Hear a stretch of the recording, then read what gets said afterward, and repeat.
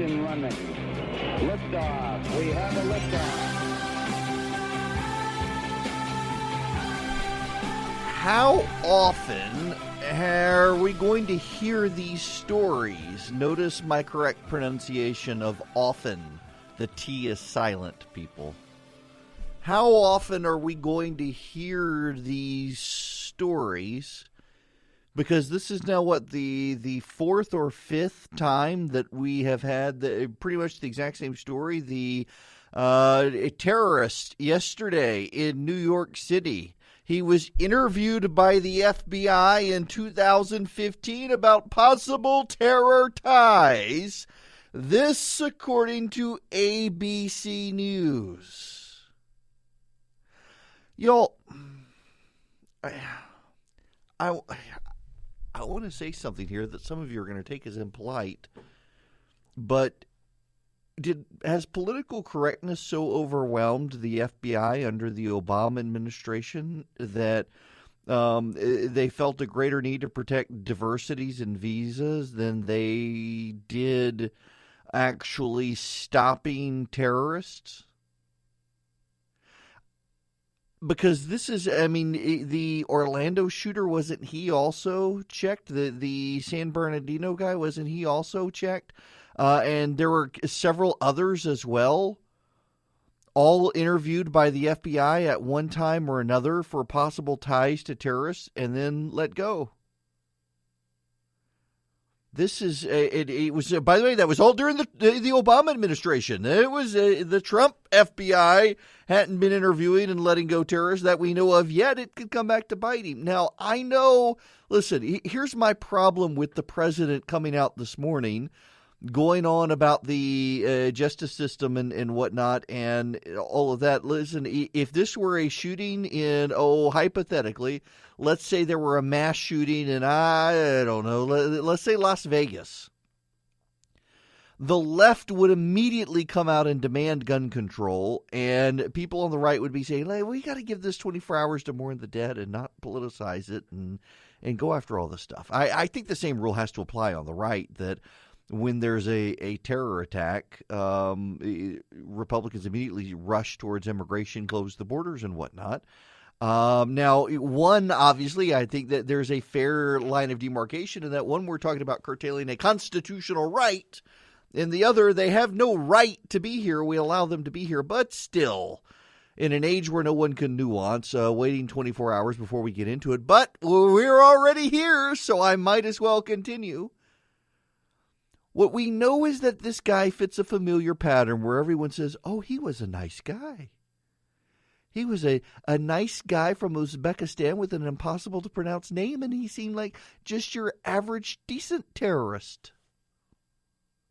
Except he didn't seem like a terrorist at all. And yet he was. Hated the United States. Now, the president is targeting Chuck Schumer and others today for supporting the diversity lottery program, at least coming from certain countries. And you know what's so typical here is it is an interesting contrast between the right and the left. And I think it's a contrast that Republicans honestly should and could and ought to exploit. Yes, you heard me right. This is something I think conservatives and the right need to exploit. So in Virginia, it is an increasingly tight race there. I don't think Gillespie wins. Maybe he does. But the Democrats are so super mobilized in Northern Virginia, it's tough for him to overcome. Northam has been ahead in the polls consistently. But they are nervous, the Northam campaign, and I think this is something that should be exploited by Ed Gillespie, and I think it's something that should be exploited by Republicans across the nation. What is called Latino Victory Group is a Democratic front group, and they are running an ad, or were running until yesterday afternoon, they were running an ad in Virginia that shows a group of Muslim kids walking down the street. And we know they're Muslim because they're dressed, the girl in a headscarf. There's a boy in more traditional costume, but clearly of South Asian descent, Indian subcontinent appearances. And then there's the Hispanic kids and whatnot. And along comes a Ford F-250 pickup truck with a "Don't Tread on Me" license plate on the front of it, an Ed Gillespie bumper sticker on the back, and a Confederate flag flying in the background. And that truck is trying to run over the Muslim kids. You get that right. The Latino Victory Group is running an ad that shows a Trump/Gillespie voter, a white dude in a Ford pickup truck. That's half of Atlanta. A white guy in a Ford pickup truck trying to run over the Muslim kids. And in reality, it's the Muslim terrorist trying to run over the white kids. He hit a school bus, people. I think Republicans should exploit this. I think they should. I think Republicans should show that Democratic ad over and over and over and over and say, while Muslims are running down Americans in the streets, Democrats believe it's you running over Muslims. I think they should. Do you know the Ford F-150 is the most popular selling pickup truck in America? I'm a Chevy guy when it comes to trucks. I like the F-150, but I'd go with the number 2 best-selling truck in America, the Chevy Silverado, which my producer drives. But nonetheless, most members of the media, they don't know anyone who drives a pickup truck. In fact, a buddy of mine asked them on social media how many reporters know people who own pickup trucks. The top 3 best-selling vehicles in America are the Ford F-150, the Chevy Silverado, and the Dodge Ram pickup truck, in that order. And the media doesn't know people, the media generally, reporters in Washington and New York, they don't know people who drive pickup trucks. And neither do the Democratic activists who run these ads. This is an ad showing in general terms the supporters of a Republican candidate for governor trying to run over Muslim children. Meanwhile, it is actual, factual, physical Muslims in pickup trucks trying to run over white kids in New York City. The Republicans absolutely should exploit this. They should be running ads all across the nation. Politicians should be talking about it. Donald Trump should be tweeting this. Donald Trump should be on Twitter pointing this out. Democrats accuse my voters of running over Muslim kids when it's Muslims running over American kids. Yes, you're damn right they should be running this ad everywhere. Donald Trump should be on Twitter tweeting this because it's true. It is truth. And the media will be butthurt about it and cry foul about it. And it is true, true, true. And it's only going to happen. They're already saying this is going to become the new normal because we can't profile. Yeah, the idiot mayor of New York, the commie, de Blasio, say we need to have sharper, tougher. We need to have real tough tracking on people who rent trucks. But not profile. I know, seriously, he wants it about trucks. They want to make it more difficult for you to rent a truck, but they don't want to profile. So if you're a 80-year-old grandmother, they're going to make it real hard for you to get that rental truck. But if your name is Abdul Amabomber, then you know what? They don't want to profile you. Y'all, the left has lost its mind. Cosmopolitan magazine, we'll get into this when we come back. Cosmopolitan magazine is running an article that is not sarcastic and not ironic on it is okay to commit incest. Cosmopolitan magazine has an article out today about a girl who decided to develop a sexual relationship with her half-brother when they discovered each other. They didn't know they were brother and sister. And once they knew, they decided to get it on, and he was married. But it's okay, according to Cosmo, because science says so. I'm not making that up. They literally are attributing science to legitimizing incest. You know what? Biology actually says it's not okay. Wait till they have a 2-headed, one-eyed baby, and then they'll see for themselves.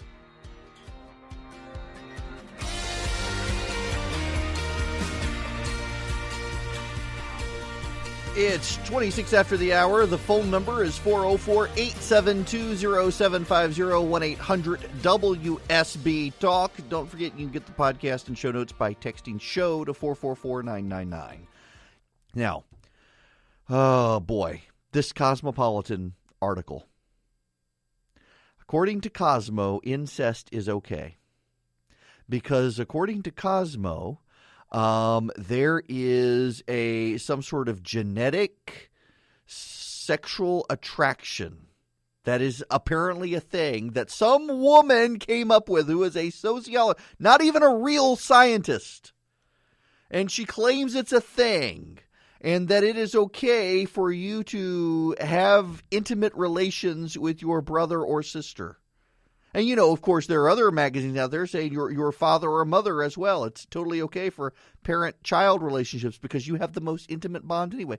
Folks, this is the death of the West. I tell you what, this is cultural rot. Now, of course, you know, Hollywood's going to be cheering this on because we hear all things happening in Hollywood now. Oh, there's news today about a Nickelodeon scandal with kids involved. This stuff is starting to come out. But somebody told me that this is never going to catch on because it's just abnormal behavior. It goes against nature. I was like, really? This entire world in the 21st century, nature abhors all sorts of things. We're saying, let's go for it.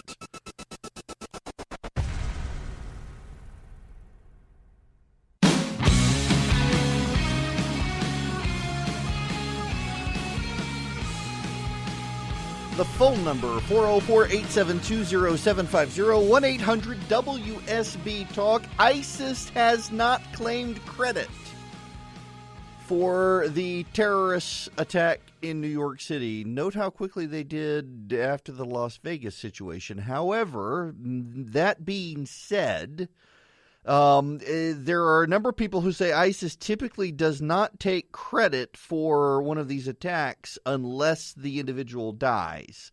If he martyrs himself, ISIS will take credit. If he lives, they typically remain quiet, let him do all the bragging himself. There was found in his car notes, one of which apparently said that the Islamic State endures forever, and that is one of the notes. ISIS has a magazine, believe it or not, a web-based magazine, and an article in this ISIS magazine encouraged people to get vehicles, particularly trucks, and run over crowds. There was, by the way, today in London, a taxi cab that did this as well. An Islamic driver running into a crowd in London today.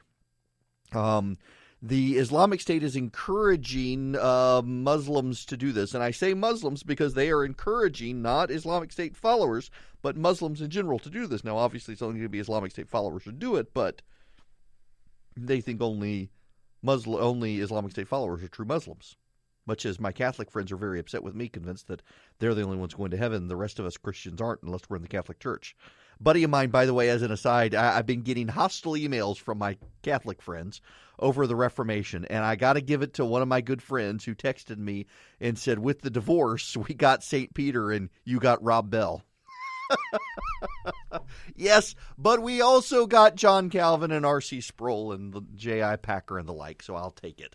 Nonetheless, I digress.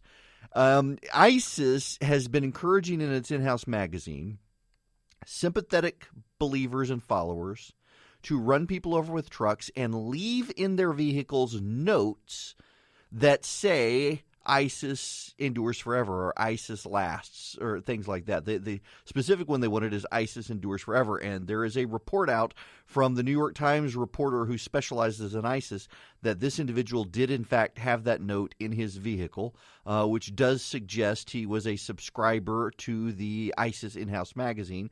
They are reporting now on CNN that he had ISIS material in his car. They are also reporting on ABC and CNN and Fox right now that there is another person of interest that is being talked to by the FBI. Now, I hope if this person is tied to it, they round him up instead of him waiting to do something 5 years from now, and then they say, oh, we interviewed him 5 years ago, as they did with the actual terrorist. That's a little bit discouraging on the FBI front there. This is not a good situation. I do have to tell you, I have just, during the commercial break, I fired off a note to someone in the White House. And I did say I think the president needs to get on Twitter or else publicly say that he is shocked, appalled, and disappointed Democrats are running ads suggesting his voters would run over Muslim kids while an actual Muslim terrorist is running over American kids. I think this is a hill to die on for the GOP, metaphorically speaking, of course, that they should fight like hell on this point. Democrats are tarring and feathering conservative Republicans who have Gadsden flags, not just the Confederate flag. They wanted to make sure you saw the Gadsden flag, the yellow with rattlesnake, don't tread on me on the front of that car, that they would run over Muslim kids in Virginia. Donald Trump should make a huge deal about this and boost this to a national level, because this is ground I think Republicans win on against Democrats, particularly as you got Democrats trying now to mainstream things like incest. Oh, Cosmo is an in-house magazine for the Democratic Party. Spare me your outrage. They are. Anything that's deviant, they want it to be normal, and anything normal, they want it to be bad. That is the way the Democrats these days, the left in general, seems to think, which is appalling. Y'all, I have to deviate here from everything I was going to talk about to tell you, importantly, I have made it through Stranger Things Season 2. And yes, it is good. Yep. And I got to say, I saw one of the little beta male emo writers on one of the little left-wing entertainment sites say, I just think that they failed to develop the character of 11, and she didn't have a strong role to play, and we boys need to start talking about strong female roles so that we can shack up more. I mean, that's basically what it is. I mean, when you have these little beta males at these left-wing websites and their skinny jeans talking about women's empowerment, I mean, we know from Hollywood they're just trying to get in some girl's pants. That's all it is. Don't believe these little beta males who are out there talking about women's lib and women's empowerment and stuff, because they're the ones who are sexually harassing people. We've seen scores of them fired from left-wing websites and political outlets lately. But Season 2, it was great. Now, I got to warn you, if you don't know anything about Stranger Things, it's kind of a real ode to the 1980s and Stephen King and almost like the Twilight Zone. What was the Steven Spielberg anthology series Apple is bringing back? Because I used to love it, and now I can't think of the name of it. Amazing Stories, I think that's what it was.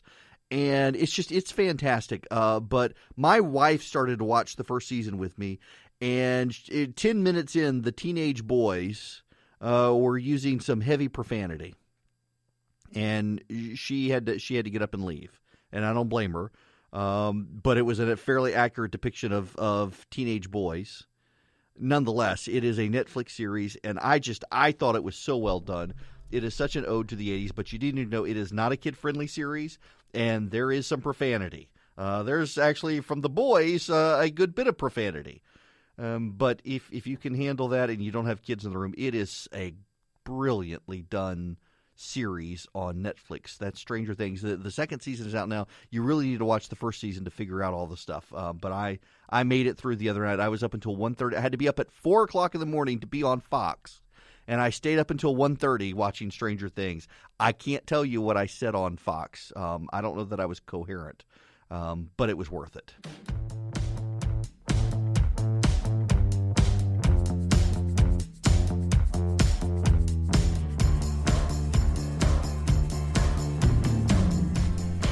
One quick matter of housekeeping. I mentioned not being here yesterday because of Christy Scans. And by the way, I apologize. I told you guys I was going to record some extra for the Reformation, and I had a sick kid and Christy Scans and everything else. It just didn't happen. But with my wife's situation, her scans were good.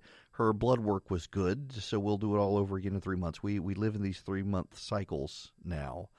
Where everything is good, and I increasingly just expect that one day things will turn upside down, but praise the Lord, they haven't, and it really forces me to up my prayer life game. So there you have it.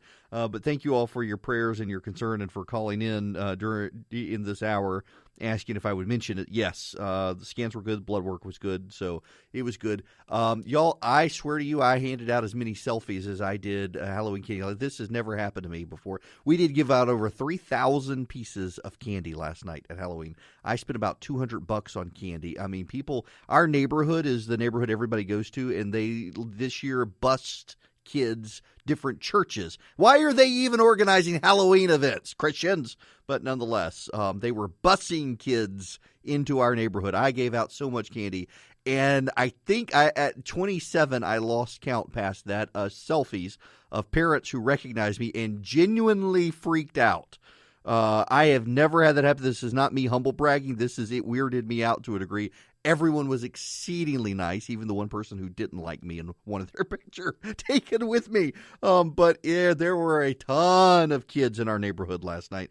When we come back, the tax policy plan of the GOP, it's going nowhere.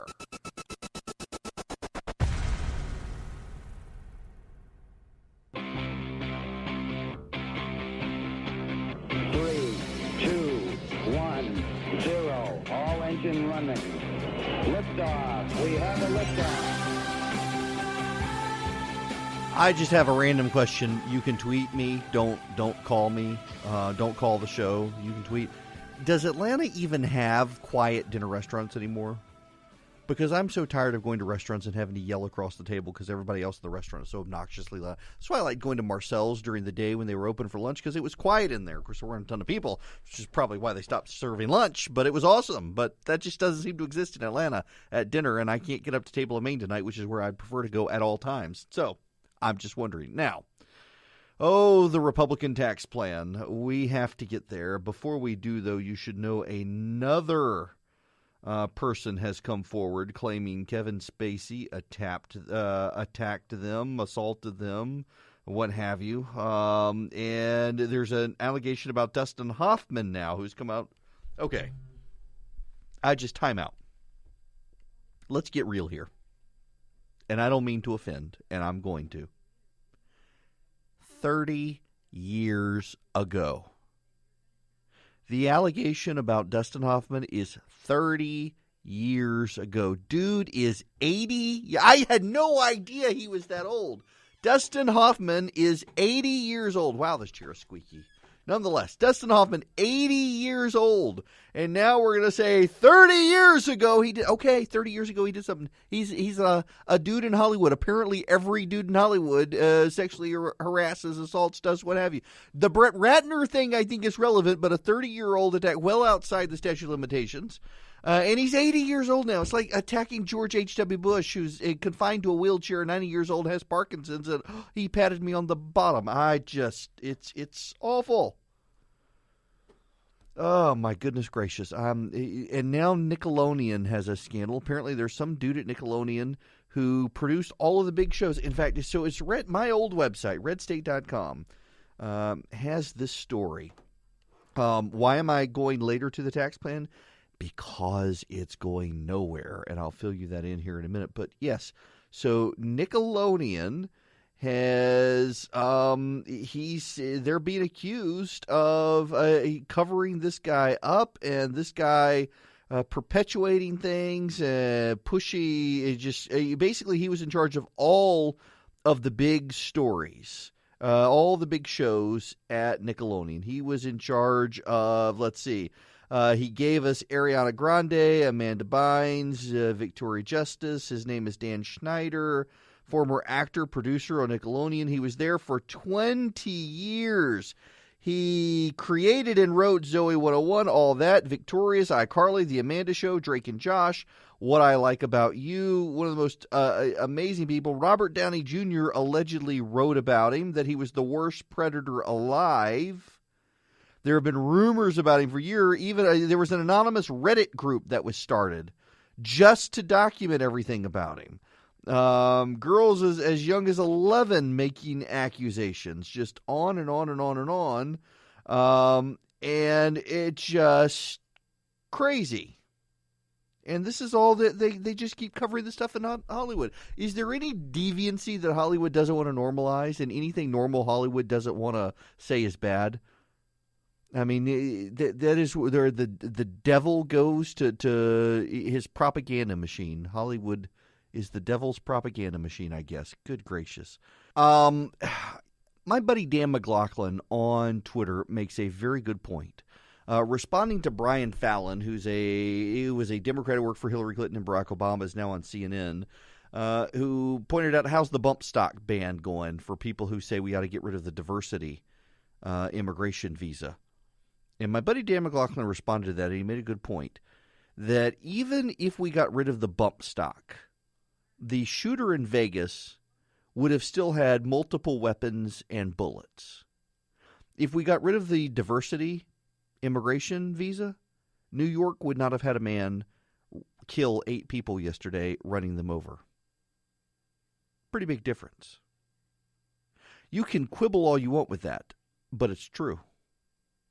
Unless you're going to go after the Second Amendment, well, then amend the Constitution. Be honest about it. But the left wants to have it both ways on this. What I just find so galling, though, is that it is predictable. In fact, a buddy of mine predicted this yesterday, and darned if you didn't wake up to it this morning and see it all over the place, is the media asking about the backlash. When is the backlash coming? When is the backlash going to happen? Because there's going to be a backlash against the Muslims. That's right. There's going to be a backlash against the Muslims. Because a Muslim ran over people in New York City. Why is the media, this ties into this ad in Virginia that shows if you have the Gadsden flag on your car and you're a Trump voter, or your truck rather, you're a Trump voter driving an F-150, that you're going to run over Muslim kids because you're a racist. The media is always so concerned about the Muslim backlash. The media never seems to be quite as concerned about the Muslim terrorist. They never do. They never seem to be concerned about the fact that we are allowing people into this country who radicalize or are already radicalized, and they want to kill us. But there's nothing we can do. It's the new normal. We can't let the president regulate people coming in from other countries. Why not? They seem willfully naive on this situation. They seem willfully naive. They seem willfully wanting to distort what's happening. It's very easy for them. They go after the Second Amendment. Whenever there's gun violence in this country, they go immediately to let's take away all the guns, a constitutional right for citizens of the United States. Let's immediately get rid of that right that is in the Constitution. But we can't stop immigrants from coming to this country. No. That would be you know why this is happening, by the way? This is all about identity politics. There's a larger point here, but let me make this short before we go to break. Because more and more people are detached from family, which is your natural tribe. They go out in search of new tribes. And the easiest tribes to identify with when there is no family is that which you are most like.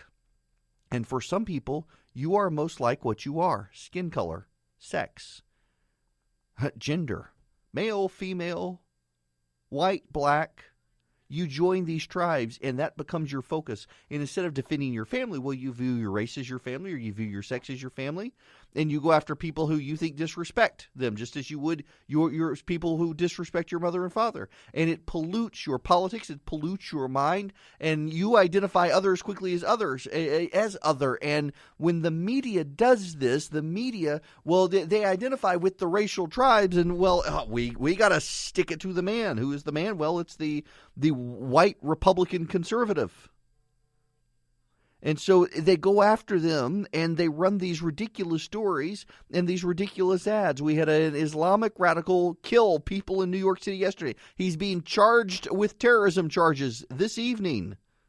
But by God, we got to protect the Muslims from the backlash. Pay no attention to the dead bodies.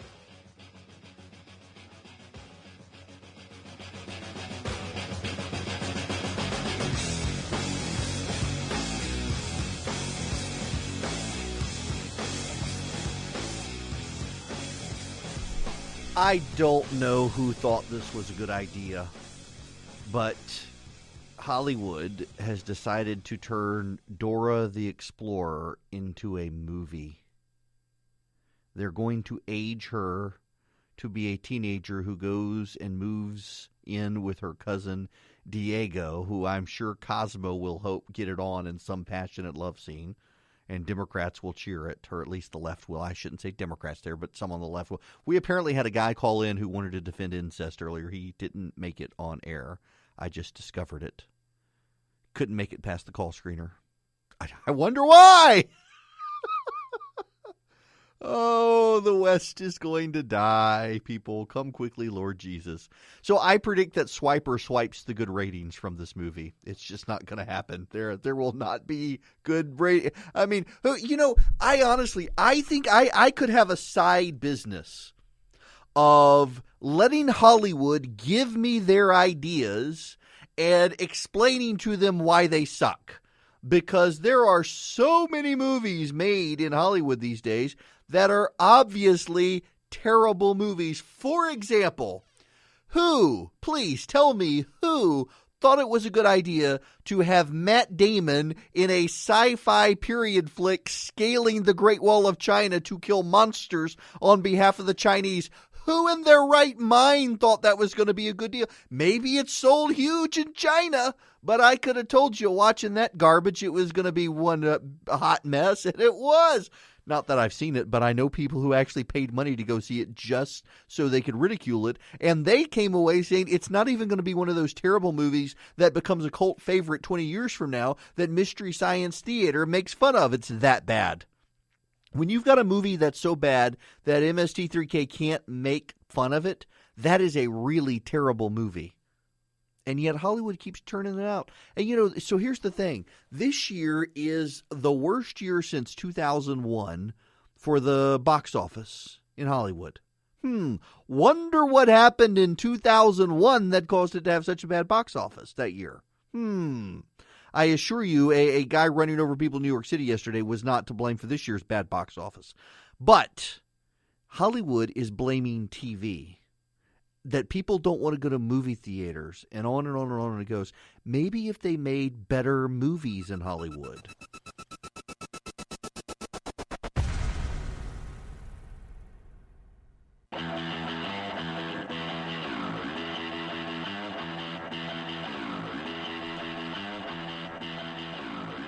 As long as I have been alive, since 1975, I'm getting old. As long as I have been alive, I have known one political truth for certain. The Republican Party cuts taxes.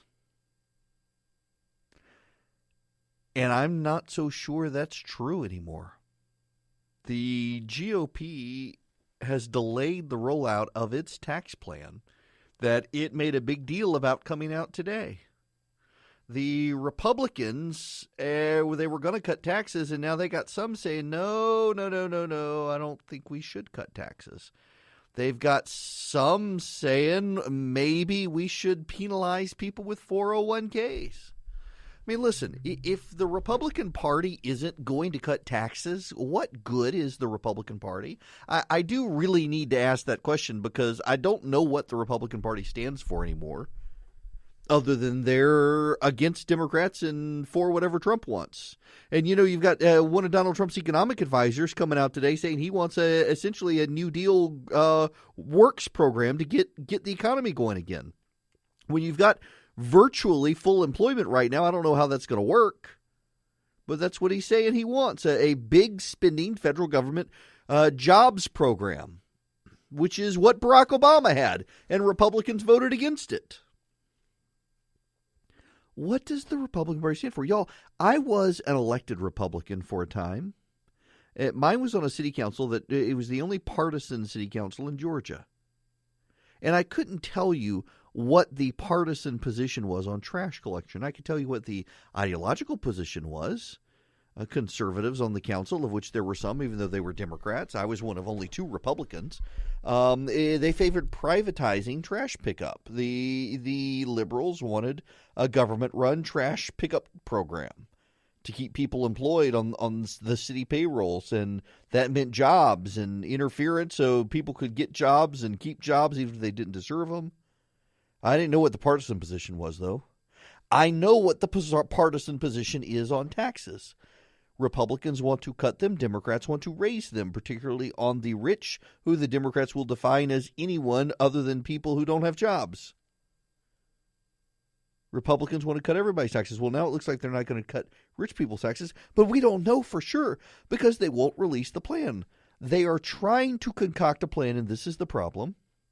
They are trying to concoct a plan that can pass both the Senate and the House. And the House isn't the problem. The Senate is the problem, because you only have 3 votes that you can lose in the Senate, and you're going to lose Susan Collins, from Maine, if you cut the highest rate and if you cut the estate tax.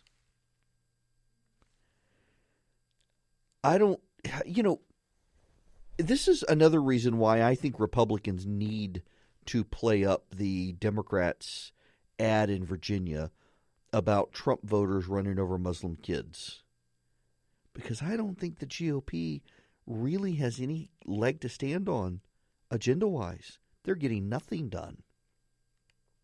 But in Virginia, you've got Ed Gillespie actually making a run for it in an increasingly blue state, holding on largely because of the Democrats' increasing liberalism in the culture war.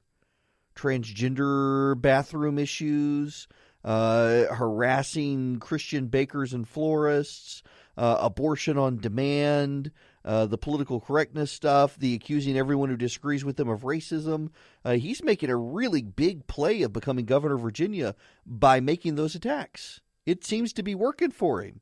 And I think going negative for the GOP is the way they're going to do it, tied to Nancy Pelosi and the aggressive political partisan left to hang on to power, because they got nothing, no agenda. If they can't pass tax cuts, Republicans can't pass anything. That's just the God's honest truth. Papa John's is cutting its NFL advertising. They want their money back. They're winding down ads. Papa John's has been a huge advertiser with the NFL. A huge advertiser on Monday Night Football and any other time there's professional football. They run the ads with Peyton Manning. Peyton Manning owns franchises in Colorado. Peyton Manning bought up a bunch of Papa John's in Colorado right before weed became legal out there, and he's made a killing off of all the high college kids getting the munchies and wanting to eat pizza. But they're scaling back. Puffy laughs. I'm not kidding. They have made a ton of money, Papa John's has, in states that have legalized marijuana because all the kids getting a bunch of pizzas and getting baked with pizza.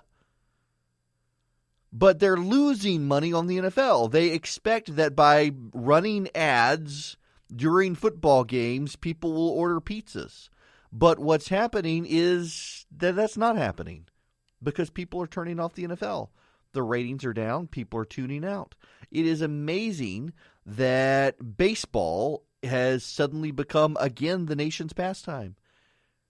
People are watching the World Series. People are paying. I mean, I got to say, this is the most exciting World Series we've had in some time. I mean, last year's was good too, but I mean, for a while there, you'd have baseball World Series where one team would just run away with it. And even though it looked like the Astros were going to run away with this thing, the Dodgers were able to keep it fairly close. And then I got to tell you, I hate the Astros. I do. That's been the most disappointing thing about this year is watching the crappiest garbage team on the planet somehow make it to a World Series that they don't deserve to be in. And I guess it just by player skill, they've actually won enough games to get there. But seriously, the Astros are such a garbage team, and they will always be a garbage team because they're the Astros. And I only say that because I have relatives who I'd never cared for growing up who were huge Astros fans and were convinced I needed to go to Texas A&M and that I should root for the Astros. No, there's just no way.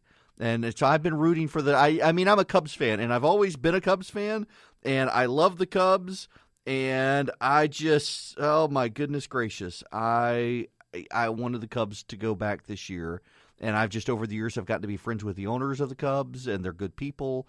But with the Cubs not there, I'm rooting for the Dodgers because my oldest sister was a huge Dodgers fan, and Tommy Lasorda just, oh my goodness, I got Dodgers haters in here. Well, the Astros, I mean, it is just proof that the Western world is like going to garbage because the garbage team of baseball looks like they could win the World Series. And I mean, just you got all these Hollywood sex scandals and assorted disgusting behavior, and there's nothing much more disgusting than the Astros winning the World Series. And it looks like it could happen. It's just depressing. But I gotta say, this has been an exciting World Series. It really has. It has. I mean, it is like watching the dumpster fire hit baseballs and come out on top with the Astros winning so many games. And yet, it's been compelling. Football this year, not so much.